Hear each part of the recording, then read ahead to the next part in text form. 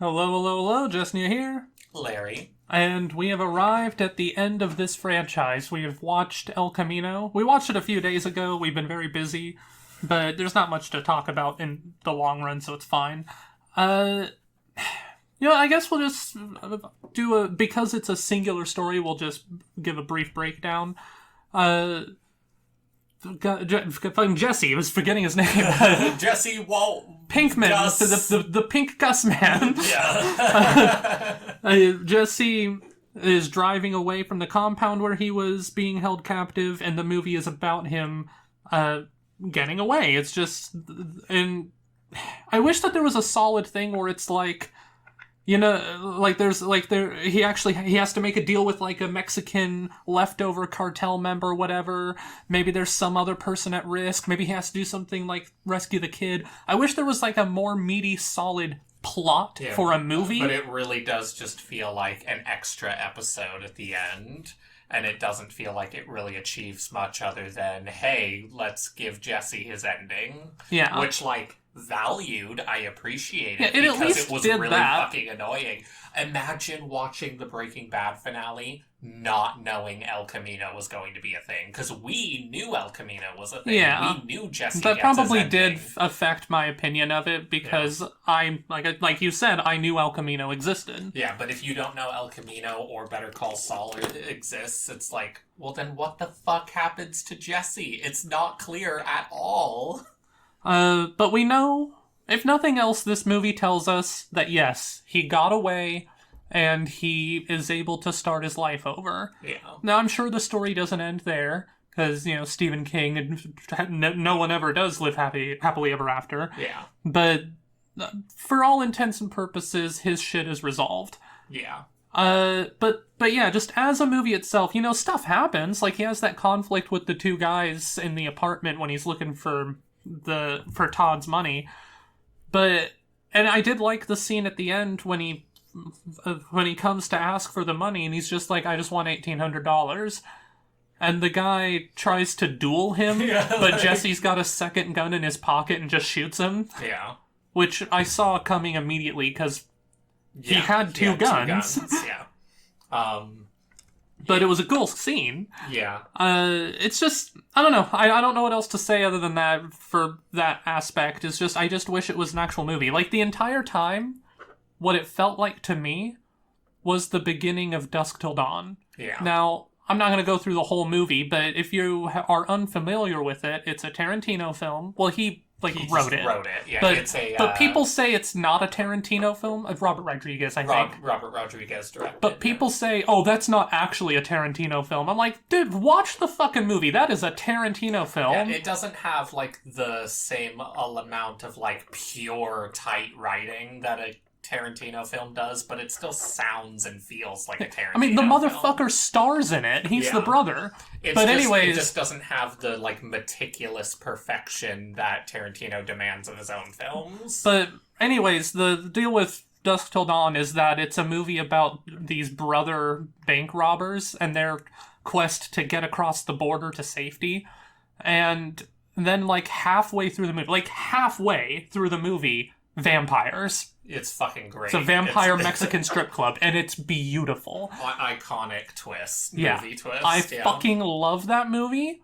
It is tied with Interview with a Vampire as my favorite vampire movie because they're both doing different things. Yeah. So it's not really fair to compare them, so they share the number one slot for me. I definitely felt that El Camino vibe was, Dusk Till Dawn-y. Yeah, because, it's, normal, just getting away shit, just, normal, mundane crime stuff, And then the plot never happened. Yeah, I kept waiting for vampires to show up, but they never show up. Well, all it would have had to have been, because they brush against it. Yeah. Because all it is just he gets across the border, and then some cartel left straggler, because it's not like the entire network disintegrated. Yeah, it was mostly just all the top. Yeah, people. the framework broke up. But anyways, someone who knows who he is can fucking start hassling him for shit. Or maybe it's someone he has nothing to do with, but he's in a crime-riddled area. You know what? Yeah, how about this? First part of the movie is he gets to Alaska. All right, you spend the first 20 to 30 minutes on that. I'm fine with that. But then he's living his new life, but there's some shit going on with like a local gang or whatever, this person that he's involved with now, and he has to decide whether or not the risk of blowing his identity is worth handling this. Yeah. And then there you've got an actual movie. You have a main plot. I think that definitely could have worked. I just think in general giving some sort of like chase besides the police would have been nice. Because the police aren't really a figure in the movie. There's not an agent hunting him down or anything special. Well, he's a big figure because, so we know from our fly on the wall view, emphasis on the fly, is that Jesse's not that big of a deal. He knows how to cook meth, but he does not have Walt's chemistry background.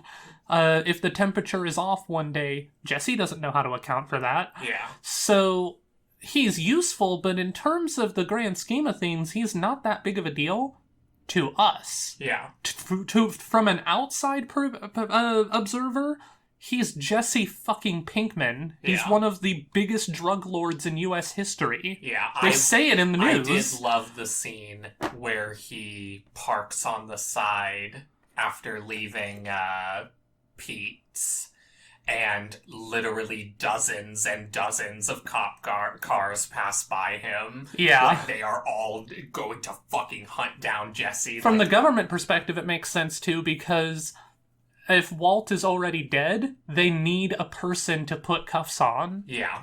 Which is probably a huge reason why, Saul got the book thrown at him. Better Call Saul is because, they couldn't find Jesse. And I was so unsatisfied with that ending, but that's a different conversation. Yeah, and I'm still kind of unsatisfied with it. I am happy that Jesse got his happy ending and he gets the chance to escape. What we got was serviceable. We have the minimum. He deserved to escape. But honestly, El Camino did not retroactively help to justify the shit he went through in Breaking Bad. I still feel like they tortured him way too much at the end. That's why don't get me wrong, the PTSD that he clearly is going to have for the rest of his life. Yeah. Him and his friends. Those scenes were cool. Can we talk about his friends? So Badger's alright, but he shot him with a crossbow once, way back in the day. Everyone kind of just forgot about that. Badger's a little more rough and selfish, but he's not a bad guy. He's still Jesse's friend. But Skinny Pete's a real one. Yeah, he is a Chad from beginning to end. It's why are you doing this? You're like my hero. And he took off his hat for the first time. He gave him his beanie. Yeah, that was So, in terms of just portrayal of characters, top notch as always. I love those guys. I don't know what you would do, but I would be entirely okay with a new spin-off just on focusing on those guys. That they would. It doesn't have to be they a could be like shorts. Yeah, well, it doesn't have to be this 6-season monolithic character study. I just want to see more of these guys. Yeah, I think they're funny. I could definitely see that. Also, I know Vince Gilligan doesn't want to do anything else in the Breaking Bad universe, but here's the thing. I'm trying to think of an example. The Zodiac Killer presumably existed in the Breaking Bad universe. You can have it take place within the same framework world without the stories necessarily being related. Yeah. And then that leaves room for little references and crossover characters. Your Alaska plot, I think... Now, don't get me wrong, I get why because people are stop milking IP endlessly, come up with something new. But I think your Alaska plot, something similar to that, would actually be cool 10 years from now. Do Old Man Pinkman. Oh, I'm sure that he's going to come... mini-series or something. I don't know what he's going to do, but Vince Gilligan is definitely going to revisit this franchise eventually. Yeah. He's just not doing it now. Yeah. But when an artist tells you, nope, I'm done forever, that's bullshit. It's always bullshit. Everyone loves coming back to their babies. Yeah. Well, it's like Harrison Ford. I'm never playing Han Solo again. I'm never playing Indiana Jones again. You're going to pay me how much? Yeah. But yeah, in terms of this actual movie, all this movie really does is showcase Jesse's trauma and then help further develop Todd's character. Yeah, because we see a lot of flashbacks of how truly psychopathic Todd is. Yeah. But it's so sad because the way he does it is is just like a Well, puppy. it's a misconception that psychopaths are like genius fucking serial killers, every one of them, who are like sophisticated and torture their victims. That's a misconception. Most psychopaths or sociopaths, most people who have that, don't actually commit any crimes.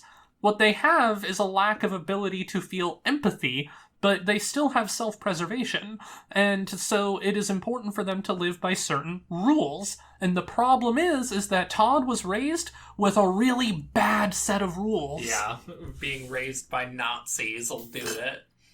But, like, as a person, if he was... Okay, hypothetically, if Todd was raised by Jesse's parents, he would have come out as a pretty functional person. Yeah. He would still have his mental hang-ups, but, like, he wouldn't, like, I don't know, you saw my money, and I trust you completely, but I'm gonna have to kill you now anyway. Just like, aw, shucks, want some soup? Yeah. It's like, what the Yeah, he was really well acted, though. Actor Jesse great. did a great job, too. I really liked the scene when Jesse pulls the gun on him. Yeah. And then he's like, do you want pizza? And Jesse, like, breaks down crying and is like, pepperoni. Yeah. That makes me really sad. Well, it sucks because he knows Todd needs to die. He wants Todd to die, because Todd killed his girlfriend. Yeah. I know technically X, but let's face it, like, under the right circumstances, that would have gone back. But anyways, he also knows, like, if he doesn't kill him, he's gonna go right back into that hole. But if he doesn't go back, or if he hurts Todd, that kid's gonna die. Yeah. So he's really fucking trapped. Yeah. And it's sad. I don't know, like, it's not like this movie was bad. It's like, I love this world. I like these characters, you know. I like seeing really what's going well on. Acted. It just doesn't feel like a movie. Yeah, it didn't feel like a movie just because there wasn't that, like, Act 1, Act 2, Act 3 structure. Yeah. A lot of it was just flashback. But also just because, like, it really does just upset me what they put Jesse through. I'm like, man, can't you just put Walt through that? Like, Walt deserves it. I loved how it shows them in the diner. So way back when they wanted to go take a break at a hotel and their RV broke down. Yeah. When they got it going again, they did go to the hotel, and it was showing a flashback from that. The next day they're eating and whatnot. And Walt's trying to be supportive and saying, you know, you could go to college, get a business degree, you could practically teach that class. And I believe him. Yeah. I think that with the right prodding, I've always said this, Jesse actually is very intelligent. Yeah. He just didn't have anyone who believed in him. Yeah. Not really, because I still stand by that his parents... I feel like it's implied that they were against the shit he was into, and so therefore were not very supportive. Yeah. As evidenced by the fact that his brother's a little genius. Yeah. But I was trying to be supportive, and he's just like, you know, you can get your GED. Why would I do that? I got my diploma. Just, yeah, of course. Just like, you were there when they gave it to me. You dick. I thought that was a really funny scene. It's just like, I graduated high school, you dick. I just love their banter. I feel like the flashback scenes with Walt in this were way better than, like, the cameo Breaking Bad scenes in Better Call Saul. Because for me, it was just kind of Jesse and Walt just being there, and it didn't add much, whereas this I felt like did a lot for Well, it's because Jesse this was actually about them, whereas to Saul, these are just passing figures. Yeah. I also think it's interesting to look at it from the perspective of the narrator, though, because the Breaking Bad flashbacks in Better Call Saul, I feel like Walt seems to treat Jesse harsher, but that's the outside observer. But you'll notice that in this, the flashback, like, the lighting is softer, it's warmer. I could see that, there's an undertone that this was a pleasant experience in some way. Yeah, especially season 1. Well, because they're family. Yeah. Walt's a father to him. He's a son to Walt, and Walt completely threw it away. Yeah. Every single time I think about the scene with Walt and Saul, where he's like, what are your regrets? And he looks at the watch, and in my head I'm just like, well, it could be the way I've treated Jesse, but no, I'm just going to say some bullshit instead. I wonder sometimes, I think I might talk about this in a video, but whatever, who cares, repeat. So I think a lot about, like, what I would do if I was sent back in time, you know? Like, go back to when you were 6 years old, but with the knowledge you have now. Which, by the way, you don't want that. You want an increase in your intelligence matching where you're at now. You do not want to carry the actual knowledge because you will go insane. Yeah. Like, spending the next fucking 10 years making sure that you don't step on a bug because you still want your favorite movie to get made. Yeah. So you don't want to go back with knowledge. But anyways, because I think about that a lot, I've applied it to Walt. I'm just like, if he had the ability to go back to day one and if I can do stuff differently, what would he do? And you know what I think he would do? Kill Gus. Yeah. I think immediately he would try to seize the Empire with his newfound knowledge. Yeah, I feel like he definitely... Which is funny, very similar to how Saul was, too, because all of Saul's answers were always just like, I'll invest $1 billion, I'll make sure I do my first slip properly so I don't fuck up my back. Well, shit see, like that's the thing, though, is that I don't actually... Well, yeah, the subtle second... Yeah, I don't actually that. believe that's what he would do. I think we've seen what he would do, which is he would actually be a different person. Yeah. He would go down a different path. Whereas with Walt, no, I think he would just double down. Yeah. But yeah, I don't know what else there's to say. There was the two fucking dorky criminals. I did like when Thing 1 was he was like drunk, and Thing 2's like, you better not give him any more fucking money, and he just stares him down sexually. Very erotically, yeah. I'm glad I was not the only one who picked up on that. Like, the way they were like pushing into each other was very like... That has nothing to do with that scene. Male bravado is inherently homosexual. I agree. In this particular case, I was also feeling like they were quite literally going to kiss, so I feel like they were intending it more with that. But yeah, I do agree. Well, because it's always like, oh, what you gonna do? And they get in your face. Yeah, you gonna hit me? You want to like touch my body with your fist? Yeah, for sure. That's how our uncle is. Yeah. But, he would probably literally murder me if he heard me saying that online. But, yeah, it was a good episode of Breaking Bad. I just wish it wasn't a movie. I wish it was more like just a few episodes of Breaking Bad. Or if it was, because if it was a movie, it out and add more plot and just make it an 8-episode miniseries. Well, if it was a movie, because they wanted to do that, just do the thing I said. Give it an actual coherent plot to follow. The problem is that I think that he's a TV writer. Yeah. And TV and movie has a different flow to things. Yeah, and like it was not bad, and there was It just didn't feel like a movie flow, but it was just not a movie flow. It was very much. It was just a really long episode. Yeah. But for whatever. But it was good. There was good acting. Yeah. It just didn't achieve a lot in terms of like, oh, let's give resolution to a bunch of characters.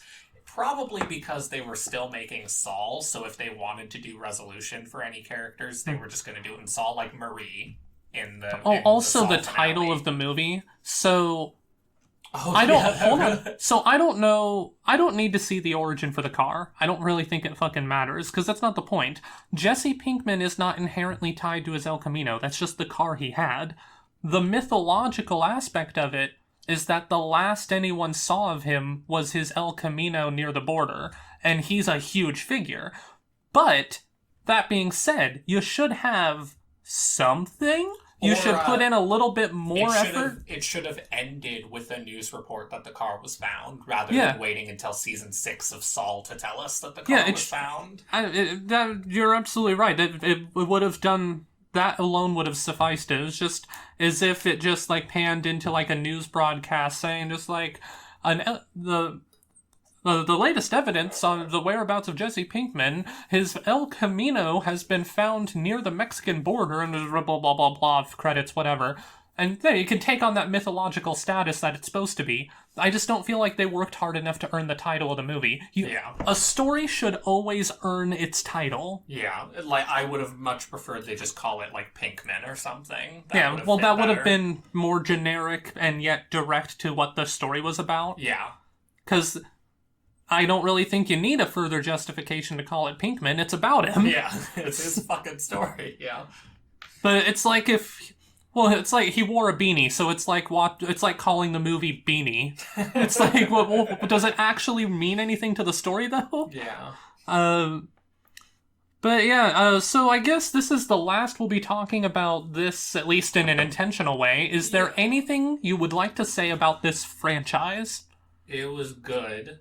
Yeah. But I wanted to say there are a bunch of shorts that they released for Breaking Bad. Like I think a good dozen or two for both Breaking Bad and Better Call Saul. So that could be something, maybe for like a little special anniversary. Okay, look, or something. tell you what, I'm not doing this unless. Okay, someone down in the comments comment that you want to see this.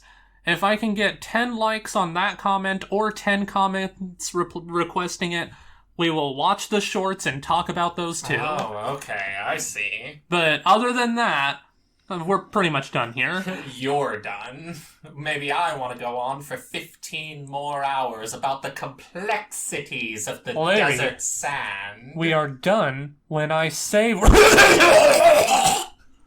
But see, the bit doesn't work because I'm not done, so me saying we're done wouldn't work. It should have been me doing this. Yes, but I can't transmit my thought to your brain, so I had to do it. You should have tried. Did you even make an attempt? You want to know what I'm thinking now? Killing me?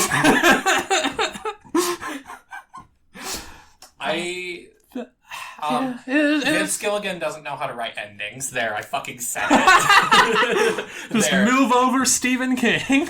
We're going for some hot takes if we want to talk about the franchise. I love this fucking franchise. Vince Gilligan's really good at ramp up. Yeah. He can really just ramp up the tension and up and up and up, but he cannot fucking deliver a satisfying finale because the 2 in a row, both Breaking Bad and Better Call Saul, I don't like the finales, and El Camino is in of itself sort of a finale to the like franchise. Everyone's story, and it's good, but it's much better than the other 2 finales, I would say, but it's still like lackluster in terms of the gravitas that a finale should bring.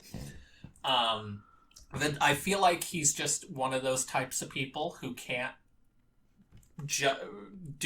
kill his darlings or whatever. Like, I know people have complaints about how Dexter always ends. Like, every ending of Dexter is like he just does not know how to end the show without doing... Yeah, that's a whole... I'll point out someone, I forget who, requested us to watch Dexter, but I just don't see us doing it, because I've already seen most of the series, so it's not that interesting to me. Yeah, it would just be for my benefit, because I haven't seen the series. And it seems like something I would want to watch, but it's just such a time sink. And I've got other shows. Tales from the Bargain Bin will release on the 1st. I'm a month ahead of schedule on that, so I'm trying very hard to get it out, but you gotta understand... We've got, like, remodeling and shit going on, apartment inspections, shit like that. Like, it's just been very busy, but I'm trying to stay on board with that shit. Yeah. So, just fitting in an entire extra show like that, especially a huge show, because Dexter went on for a while. Yeah, there's, like, 9 seasons counting the revivals, so that's a lot. But yeah, Dexter's ending sucks, and, Vince Gilligan, I'd have to agree, he's a good writer, but his endings don't live up to him. Even if I don't feel quite as badly about his endings as you do, I can't deny that the show itself is better than its ending. Yeah.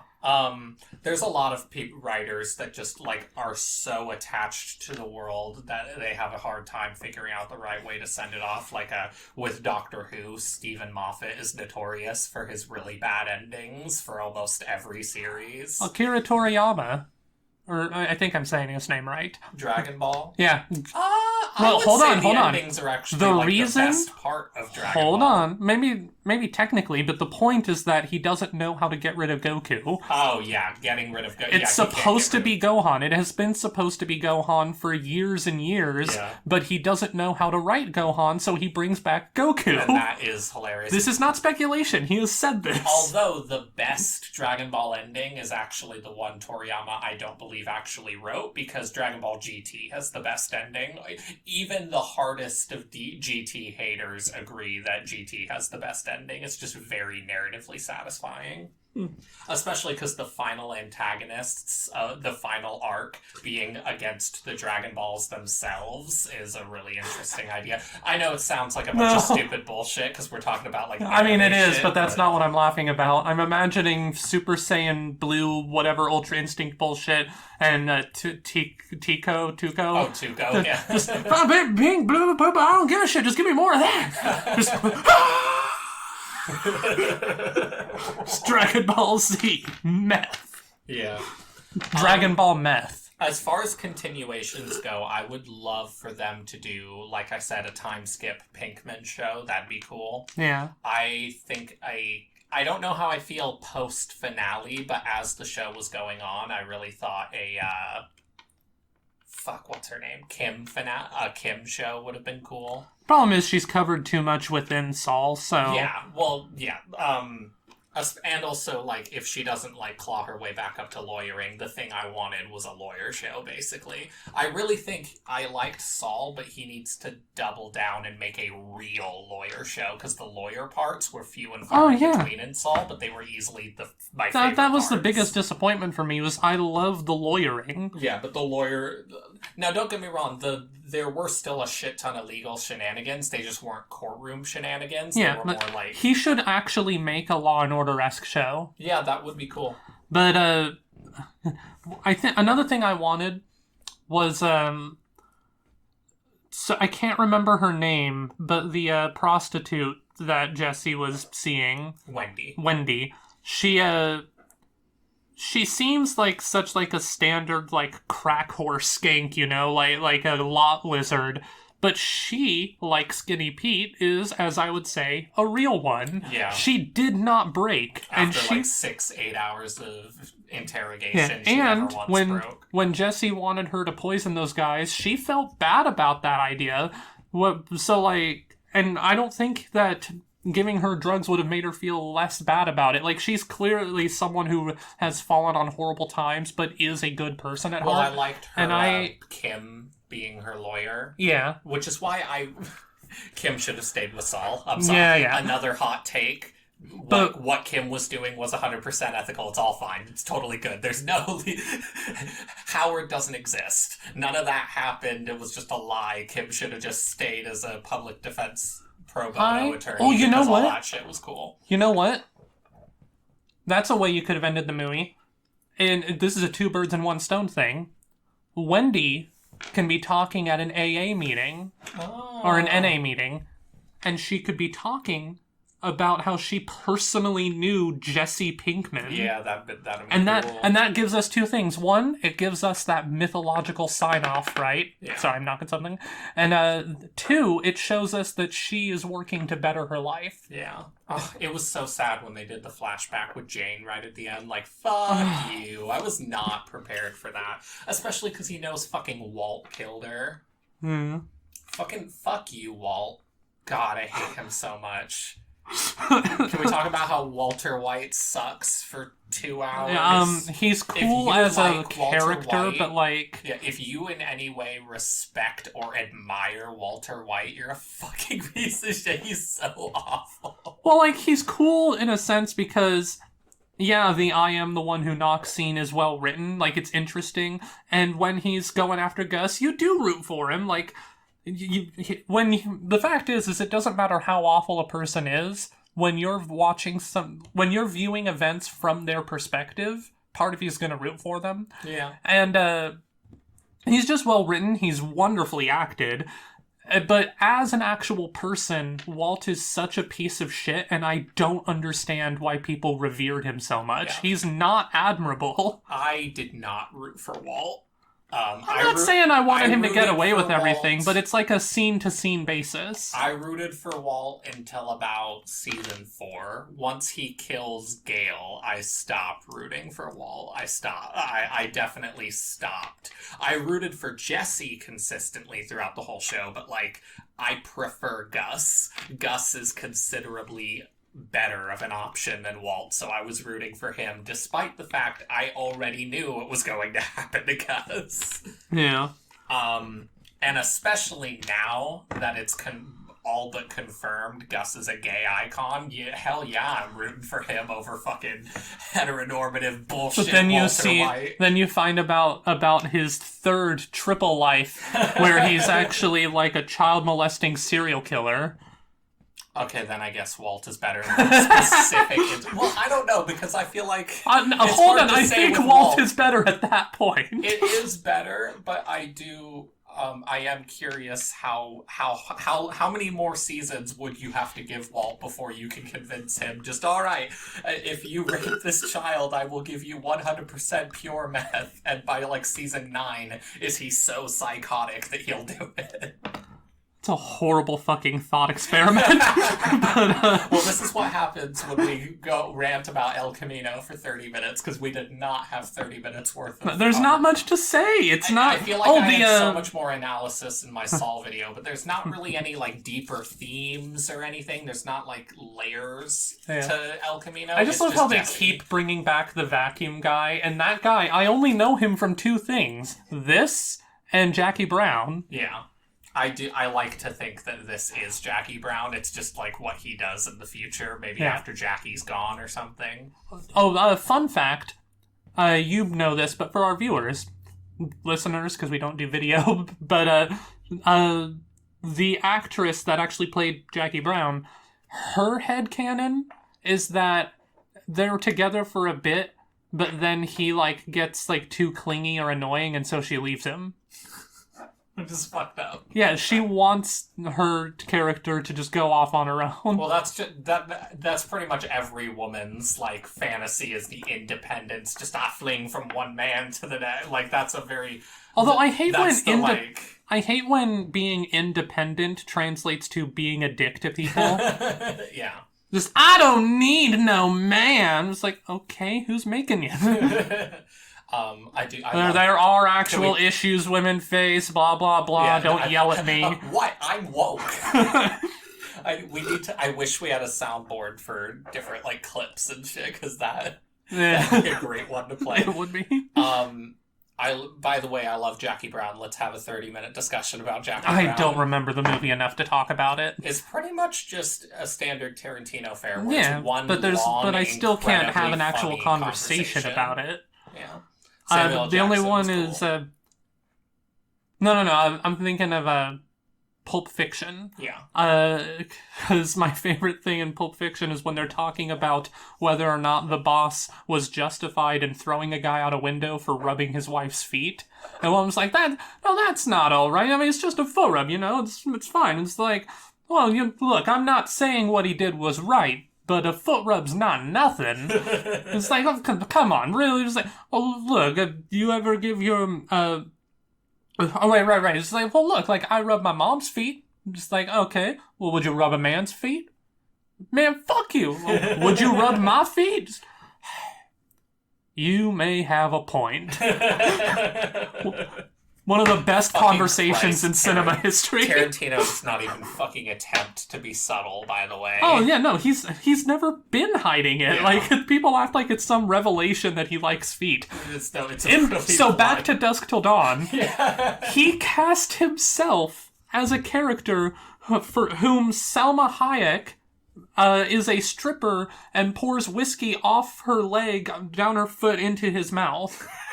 That is a part he wrote for himself. Fucking Christ. Yeah, El Camino, I sure do love me. I wish it had vampires. I do wish unironically, if you could give me... There's no reason you can't do this. I unironically would love a parallel universe Tarantino Gilligan crossover thing where it's it's Breaking Bad meets Dusk Till Dawn. I want Jesse and Walt to have to go across the border for something, right? It's the same kind of plot. They're meeting someone, and so they stop at the Titty Twister. It's the name of the strip club, by the way. It's beautiful. I would love to see that universe. I love that the strip club is just conveniently right of a giant Mayan temple that nobody notices. So it's flush with the ground, right? Like, it's a normal building, and it's dark. And then when they're leaving at the end, the camera, like, pans out, and the back side of the bar you see is the top of a pyramid that's like embedded in the side of this gigantic cliff, and there's just like hundreds and hundreds of RVs and trucks and shit just piled around the pyramid, and it's like, I'm pretty sure people would notice that. Stupid movie, great movie. It is a great movie. But anyways, that's all I have to say. I got nothing else for you. I'm sorry. I don't. I'm trying to think through, and it's mostly just like, that acting was good. I like Badger and Pete. I like Todd. I hate Todd. I like Jesse. I acknowledge Todd. Yeah. I like the vacuum guy, but I also hate him because fuck you. 1800 should be in. Look at the pain in that man's eyes and do it. It's $1,800. Yes. One vacuum repair and you'll be fine. Well, that's why I would also like a show about him. Yeah. Because he is so strange. But also, the fact is, no matter what you've done, as evidenced by the fact that Walt was able to use the services, no matter what you've done, when you need to disappear, you can call this guy and he'll make it happen. That is a valuable fucking service. That is a dangerous fucking service. So he takes his shit very seriously. I just hate but it 'cause also, he pays him in full for the previous attempt, but the previous attempt only got like halfway done. So I'm like, it's just $1,800. Can you, in this one fucking instance? He broke 2 rules though. Number 1, he bailed on a thing, right? The first attempt. So that, consider it late fees. Second of all, he walked straight into the business. There's a code in place. Yeah, well, and if you don't know it, that's your problem. Yeah. Well, I don't know. I don't care. I get it. Just I have an absolute justice in my rule. Like, I must follow my rules to the letter. And I get it. I respect it. You're such a neat, well-written, complex character. Fuck you. It's $1,800. It's not about that. I personally... Hey, easy there. I don't care about the rules. I don't care about the logistics. I agree with you completely. Yeah, that makes sense. He's totally in the right for doing it. Fuck you. I don't care. It's $1,800. You should have just fucking done it. Otherwise, I would fucking shoot you in the fucking face. I'm Walt now. I am the one who knocks. Larry is no longer associated with this channel. It really, really, really pisses me off. I'm just like, but you it's could have not just saved 15 minutes of the movie if you just fucking shut the fuck up and ignore $1,800. Like, I would have literally just been like, okay, here's my fucking address, here's this, here's that, take whatever fucking money you want. I'm sure you could fucking find it somewhere. I'll fucking make meth for you. Look, he clearly doesn't need the money to begin with. I know, it pisses me off. I get it. Principles. Hold on, stop. Okay, calm the fuck down, sir, so that I can get a word in edgewise. You don't get a word in. I am the one who words. Shut up. It's not about a Batman duty, like, a Batman level of, like, a sense of justice. It's just a simple set of rules so that he stays out of fucking prison. And if you can't follow the rules, fuck you. No. The fact that he worked with Jesse at all under these circumstances was a favor. Fucking bullshit. No, it was $1,800. He had almost double the amount of money needed, and he was mostly just being a little bit, especially, fuck you. No, I don't care. I must have absolution in every fucking single little millimeter of existence. Well, you know what? You know who also did that? Absolution? You know who also required absolute perfection due to his infinite level cautiousness? Gus. And you know what Gus did? Knifed someone in the neck. So how do I know Vacuum Guy didn't knife someone in the neck? Who says he didn't? What are you arguing? Vacuum Guy is a serial rapist, and he does not deserve your praise. He has murdered 15 children. What praise? Strangles puppies. I am acknowledging the fact that this is how the fucker stays out of prison. I bet he would go back on his deal if it was a cute twink walking into his store, but no, because it's Jesse Pinkman. Okay, hold the fuck up here. We know damn well that he is into sassy black women. Oh yeah, Jackie Brown. Well, if Jackie Brown came in there, suddenly he's like, oh, $1,800? I don't see any missing $1,800, but because a cute-ass twink like Jesse... Wait, so now it was if a twink came in, but now it's a twink did come in and it was Jesse? Jesse's a twink? I plead the fifth. So... Bullshit, double standard bullshit. Jesse Pinkman. Yeah, people have different everything. set of rules for people that they're romantically involved with. Who would have thought? He is 100% justified. And that's all I need. Honor Bye, system, everyone. Cool. Like, he's got, it's like honor, and it's like 100% follow the rules because I need to maintain that at all times to maintain my rigid system and whatnot. All The that fact cool is, shit. he owes but guess nothing what? to But guess Jesse. what? But guess what? Nuh-uh, fuck you. Just have you considered? Nuh-uh. Nuh-uh, fuck you. Screw you guys. I'm going home. Well, anyways, my throat's getting fucked up, so we're done here. But Grovel, grovel, grovel, grovel, grovel, grovel, grovel, grovel, grovel. fuck you, I'm right.